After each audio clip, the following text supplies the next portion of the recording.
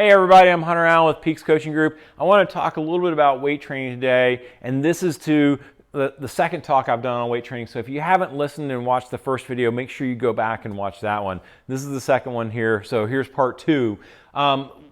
If you're weight training, and I hope that you are in that group where you're weight training, one, it's really important that you do it at least 3 times a week, okay? 2 times a week is the very minimum in order to really make changes in your muscle and strength component and help adapt and get a little stronger. But really 3 times a week is the goal, okay? So get in there and train 3 times a week. Now, when you're in there weight training, you need to alternate exercises, okay? So you're not in there doing bench press and then you do 1 set of bench press and you stand around for 5 minutes and you do another set of bench press, right? You do bench press and then you go straight to the lat pull down machine and you do lat pull downs. And then you've done that set and you come back to bench press. You go do triceps and then you go and do biceps, right? You go opposite muscle groups typically if you can, okay? So that's really trying what you're trying to do here. Leg extensions, leg curls, okay? So those are good ones. Seated rows and bench press, right? Pull and push, that could be opposing each other, all right? So think about those things. Optimize your time in the weight room so that you're not just standing around waiting for 1 set of muscles to recover. You can be using and working in that other set, all right? Now, my weight training program, it's 12 weeks long, it's periodized, it gives you a progressive overload each week, so you're doing not just 3 sets of 10 reps or 3 sets of 15 reps. We've got intensity so that you go from 70% to 80% to 90% to 95%. How do you determine what is your 100%?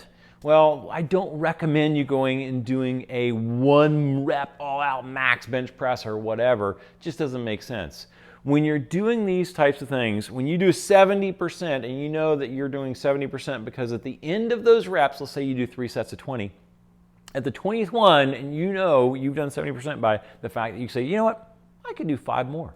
All right, boom, that's 70%. When you've done 80%, you get to the end of that 20 reps and you say, I could do 3 more. Right? When you get 90% and you get to the end of those 10 reps and you say, I could do 1 more. When you get to 95% of intensity and you get to that 8th rep, you can barely complete that 8th rep. So that means if you're doing 5 sets of 8 reps, those last couple of sets, you might need to have to change the weights off of there so you can complete that 8th rep. All right, so hopefully that makes sense. And that's an easy way to help understand the intensity when you look at the intensity in the weight training program.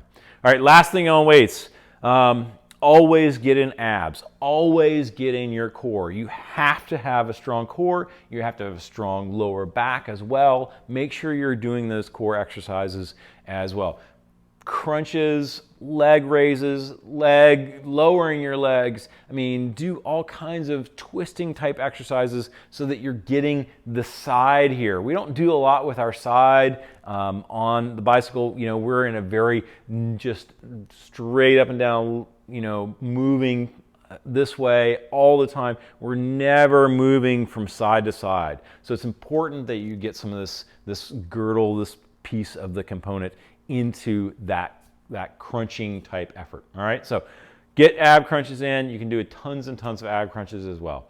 That's it for weight training. I hope that helps you for your awesome adventure this winter. 12 weeks of weight training. Get it done. Make it happen. If you haven't gotten my weight training program, it's in a link right down here. Check it out. It's an awesome weight training plan. You'll love it. I'm Hunter Allen, Peaks Coaching Group.